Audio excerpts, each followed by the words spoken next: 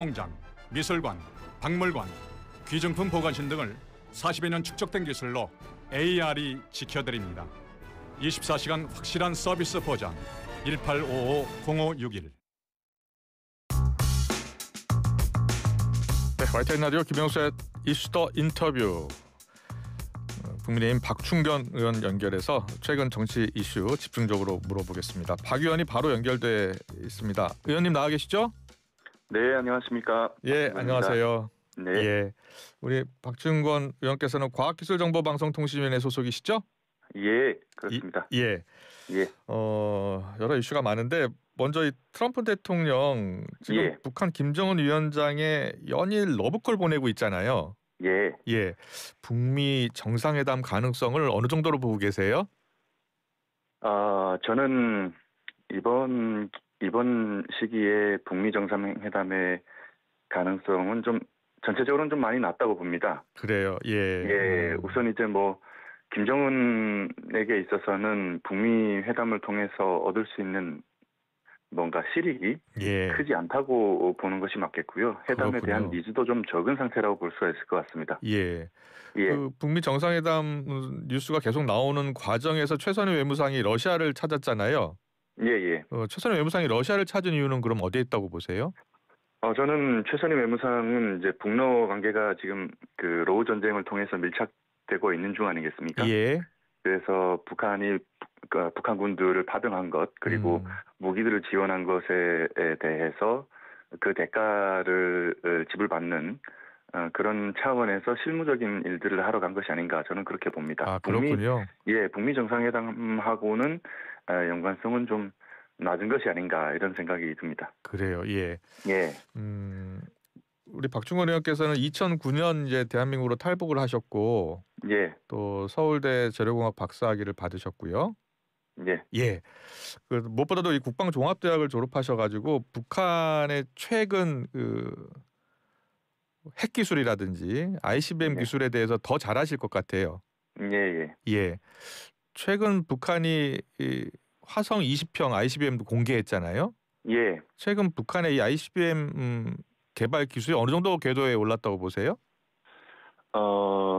저는 북한이 ICBM 개발에 있어서는 거의 올 때까지 왔다라는 생각을 하고 있습니다. 그렇군요. 잘 아시겠지만 화성 예. 20형은 지금 전 세계에 화성 20형과 동급인 미사일이 중국과 러시아에 하나씩 있습니다. 예. 러시아는 2023년에 사르마시라고 하는 다탄두 ICBM을 실전 배치를 했고 예. 그 미사일에 사용하는 1단 엔진이 화성 20형 1단 엔진하고 동일합니다. 아. 예, 그리고 이번에 중국이 80주년 행사에서 공개한 둥폼 61이 이제 또 동일한 종류의 다탄두 ICBM으로 그렇군요. 이제 예상이 되고 있는데 그것과 거의 비슷한 수준이다. 그래서 어떻게 보면 전 세계 정상급 수준까지 지금 와 있다. 예. 물론 이제 디테일한 부분에서는 부족한 부분이 많습니다.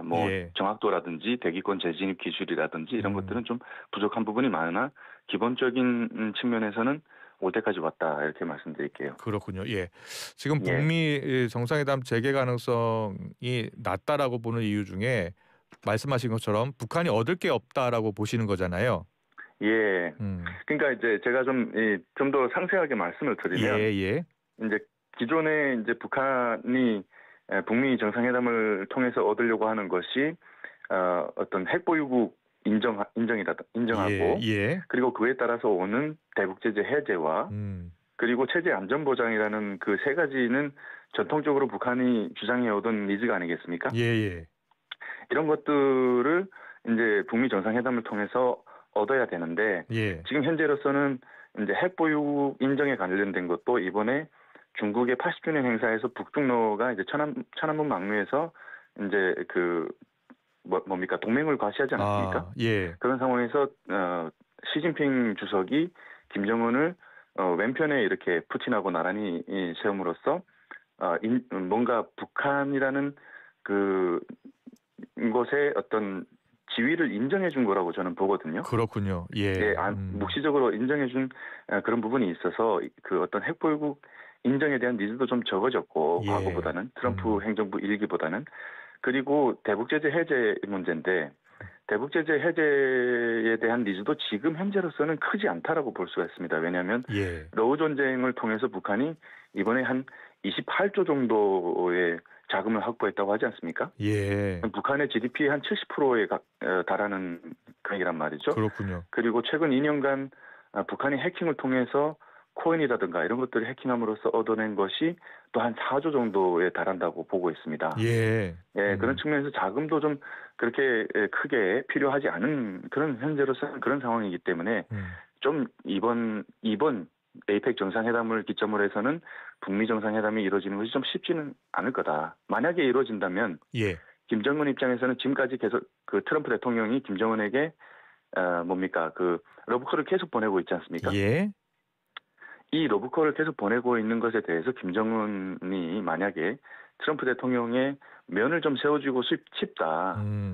그런 생각이 있다면 깜짝 회동을 할 수도 있는 가능성은 배제할 수 없다라고 보지만은 예. 실질적인 실익은 적다라고 보겠습니다. 그렇군요. 또 그리고 과거 2019년 판문점 회동 때와도 또 지금과 비교해 보면 예. 그때만큼 드라마틱한 그 시나리오의 완성도 이루어지지 않은 상태라고 볼 수도 있고요. 그렇군요. 예. 예. 1, 2차 북미 정상회담 때와는 지금 북한의 상황이 달라졌다. 특히 좀 많이 달라졌죠. 예. 러시아 우크라이나 전쟁에 직접 참전하면서 또 여러 가지 경제적 지원도 받고 있는 상황이고. 예. 28조 원 정도의 예. 어떤 그 효과를 보았다는 게 어디서 나온 겁니까?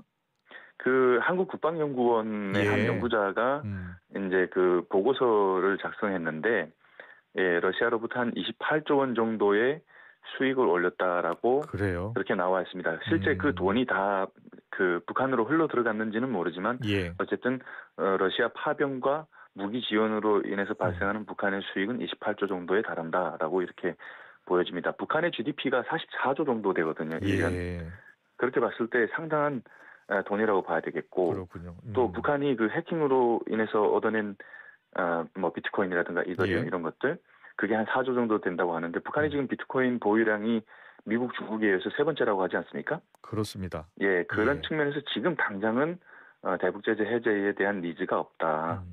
그러나 앞으로 지금 당장 없다고 해서 앞으로도 없을 것이라고 볼 수는 없고요. 그래서 이것을 해결하기 위한 장기적인 프로젝트를 김정은은 지금 진행하고 있다라고 볼 수 있습니다. 그렇군요. 예. 그렇다면 이번에 트럼프 대통령의 면을 세워주기 위해서 만날 가능성은 있다라고 하셨잖아요. 예. 그럼 그 장소가 어디가 될 가능성이 높을까요? 저는 아무래도 이제 10월 30일 날 오후 일정이 트럼프 대통령이 비지 않습니까? 29일에는 우리 대통령하고 한미 정상회담을 하게 되고 30일 오전에는 이제 시진핑 주석과 양자회담을 하게 되는 상황인데 그날 오후에 이제 일정이 비어 있다 보니까 만약에 한다고 하면 그때 하게 될 텐데 그래도 가능성이 가장 높은 것은 판문점이 아닐까. 최근에 유엔군 사령부가 판문점 관광을 지금 중단한 상태고 북한도 북측 지역 판문점 북측 지역을 지금 미화 작업을 며칠간 했다. 이런 뉴스도 제가 봤던 걸로 기억하고 있습니다. 그렇군요. 그 트럼프 대통령이 어제도요 직접 가겠다라고 이야기하기도 하고요. 일정도 지금 한국에서 1박 2일 일정인데 더 늘 수 있다라고 이야기를 계속 하고 있어요. 트럼프 대통령의 의도는 어떻게 보고 계세요? 트럼프 대통령은 어쨌든 이번에 그 김정은과의 회동을 통해서 뭔가 좀 어떤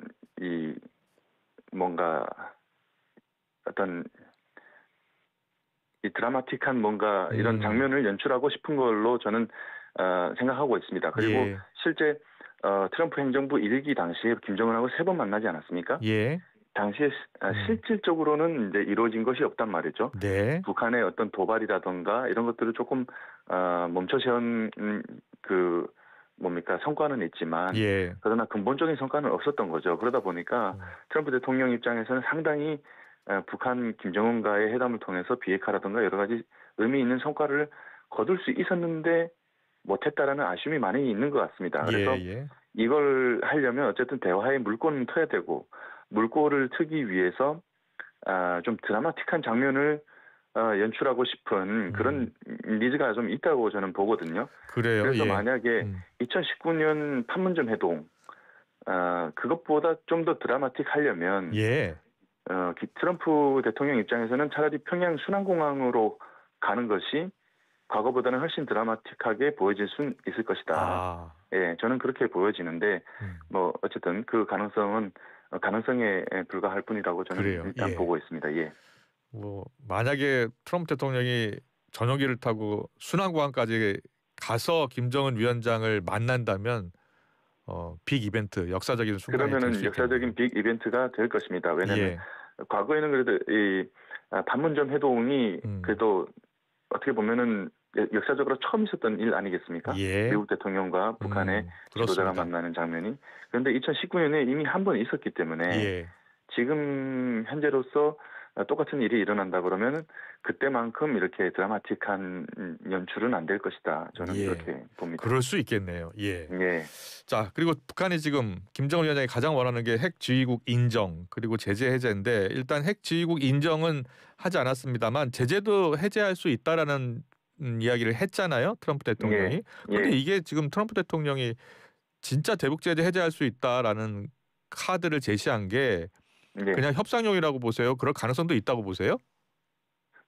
저는 협상용의 성격이 가장 크다라고 예. 보여지고요. 또 실제로 협상이 어떻게 이루어지느냐에 따라서 대북 제재 해제 카드를 실질적으로 사용할 가능성도 저는 있다고 봅니다. 그러나 그것은 뭐 과거에도 그랬지만은 예. 일시적인 현상에 지나지 않지 않을까 이런 생각이 드는데요. 그래요. 예. 아까 뭐 지금 앵커님께서도 말씀하셨지만 예. 북한이 핵보유국 인정과 제재 해제 이렇게 그리고 체제 안전 보장 이런 것이 가장 큰 지금까지 전통적으로 북한이 주장해온 것이지만 예.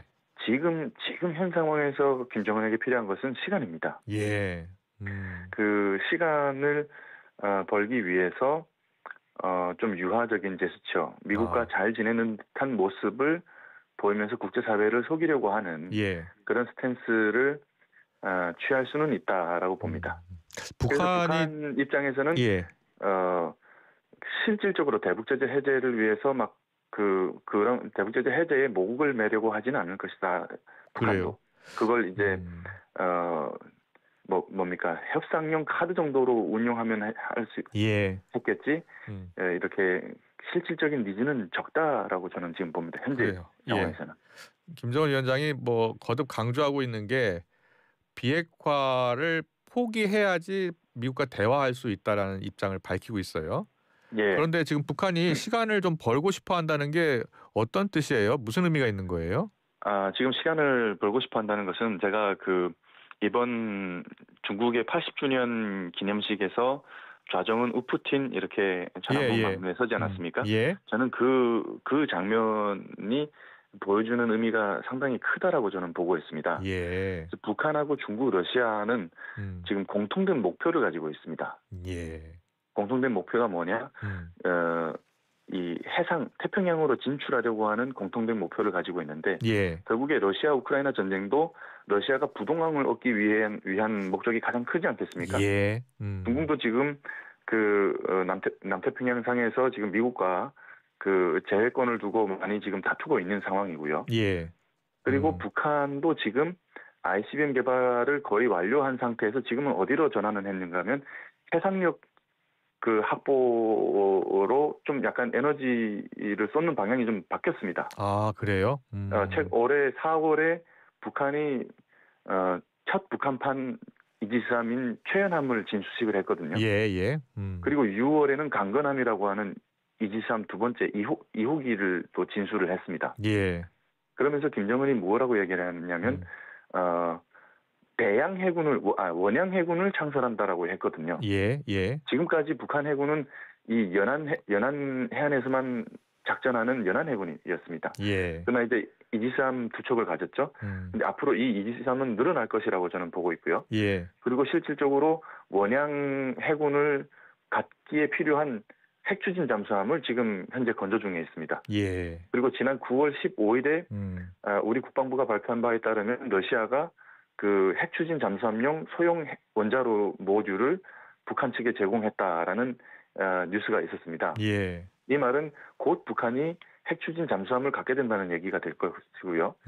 그리고 이 소형 원자로를 북한이 또 리버스 엔지니어링해서 더 많은 핵 추진 잠수함을 만들어낼 거고 궁극적으로는 한국모함을 가지려고 할 것이다라는 저는 그런 생각을 해보고 있습니다. 지금 그렇군요. 예. 김정은이 그런 야망을 지금 비추고 있는 것이다라고 보여지겠고 이 말은 결국에 뭐냐면 우리가 머지않은 미래에 북중로 연합 함대를 태평양상에서 마주할 수 있다라는 얘기가 되는 거거든요. 예. 이 장기적인 목표를 향해서 지금 김정은이 시간이 필요한 것이다. 저는 그렇게 봅니다. 그렇군요. 예. 김정은의 북한, 김정은 위원장의 북한이 지금 대외적으로도 그리고 북중러 관계에 있어서도 위상을 어느 정도 확보를 했고 앞으로 더 나아가기 위해서 시간을 지금 벌고 있는 것이다라고 이야기를 해주셨는데 지금 북한의 정책 가운데 하나가 통미봉남이에요. 우리하고는 대화도 하지 않겠다는 겁니다. 북한의 전략은 어디에 있는 거예요? 지금 어쨌든 그 북한의 내부적인 문제 그리고 이 한반도 안보 지형에 있어서 근본적인 문제 해결책의 키를 가지고 있는 것이 미국이라는 것을 알고 있는 것이고요. 그래서 통미봉남 어떤 전술을 쓰고 있는 것이다라고 보고 있고 또한 통미봉남을 통해서 지금 한국에 어떻게 보면은 북한에는 좀 많이 유화적인 정부가 들어서지 않았습니까? 정부가. 그러다 보니까 통미봉남을 통해서 한국을 지금 길들이기 하고 있는 그런 상황이라고 봐야 되겠죠. 그래서 대화 상대에 끼워주지 않으면서 좀 더 많이 안달나게 해갖고 더 많은 것을 들고 와라라는 어떤 그런 시그널을 보내고 있다라고 보는 것이 맞을 것 같습니다. 최근에 정동영 통일부 장관이요. 평화적 두 국가론을 정부의 입장으로 확정될 것으로 생각한다라고 본인의 생각을 밝혔습니다. 여기에 대해서 박중호 의원은 어떤 생각이세요?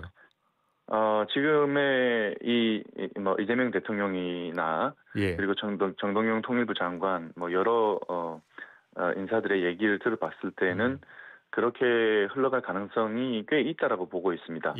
그러나 저는 이 두 국가 체제를 인정하게 되면 정말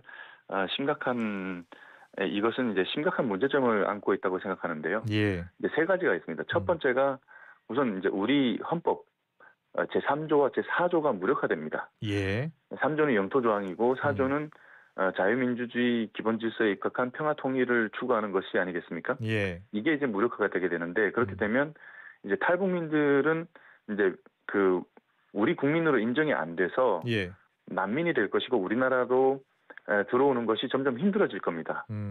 그러면 이게 그 대량 탈북이라는 이슈가 김정은에게 있어서는 가장 골치 아픈 이슈란 말이죠. 체제 이반에 관련된 것이기 때문에. 그래서 이 문제가 그러니까 두 국가 체제가 인정이 되면 김정은 입장에서는 이 가장 골치 아파하는 문제가 하나 해결이 된다라는 것이고요. 두 번째는 국가보안법 유지가 좀 어려워집니다. 이제 국가보안법이라는 것 자체가 우리 헌법 3조에 기초해서 그 북한 정권을 우리 영토를 불법 점거한 반국가 단체로 인식하고 있는 것 아니겠습니까?